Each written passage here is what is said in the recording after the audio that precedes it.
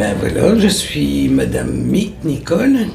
Je suis née le 23 décembre 1945 à Reims. Mon père adoptif, il était ouvrier agricole à la ferme des Anglais.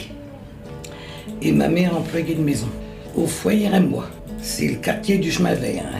Ben, c'était un pavillon avec un beau jardin. Il y avait un rez-de-chaussée, donc séjour, buanderie. Oui, et il y avait une grande cuisine. Et à l'étage, c'était des chambres. À cette époque-là, il n'y avait pas de salle de bain. Et c'était la buanderie qui nous servait de salle de bain. Et ma mère, à ce moment-là, elle n'avait pas de machine à laver. Il y avait des grandes bassines, d'où on se lavait dedans.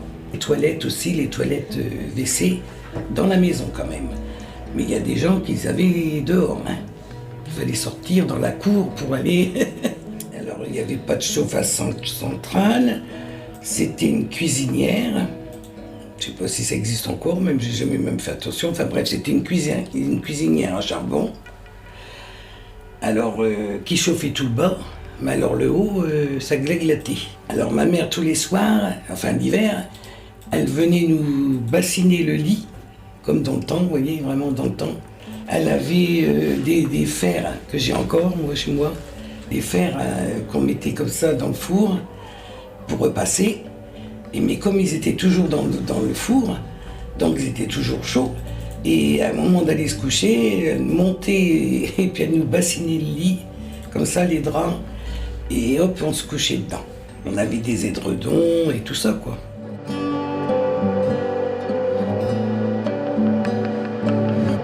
Mon grand frère, il n'a pas été élevé avec moi, et puis j'ai donc 2 autres sœurs, et c'est moi la dernière. On était 4. Dans mon temps, à part l'école maternelle, c'était mélangé, les garçons et les filles, maternelle.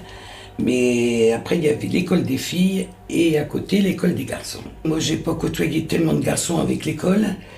Par contre, il y a un truc que je peux vous dire, c'est que je les ai côtoyés, c'est au patronage. Parce que nous, quand j'étais gamine, mes sœurs aussi, on allait au patronage. Alors c'est comme ça qu'on côtoyait les garçons.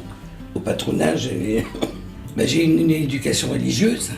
Hein, j'ai fait ma communion, j'ai été baptisé, communié, marié à l'église de mon quartier.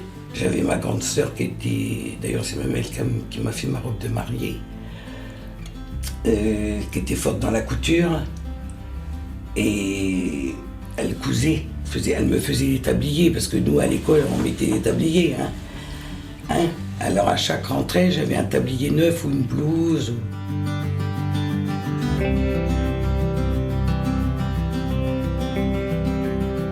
Alors j'ai commencé à travailler dans la confection.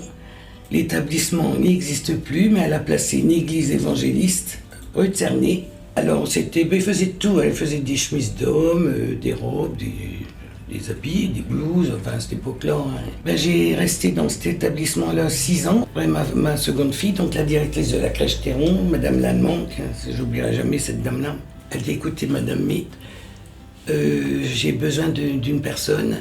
Elle me dit, si vous voulez, le poste, il est pour vous.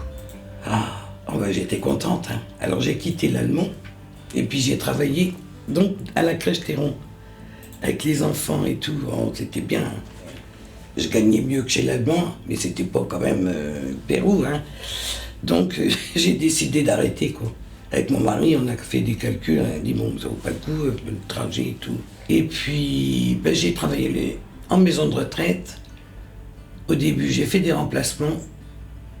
Et puis après, sous contrat. Et puis un jour, on m'a gardé, j'ai passé titulaire, et puis voilà. Donc j'ai démarré à Roux, à la maison de retraite Roux.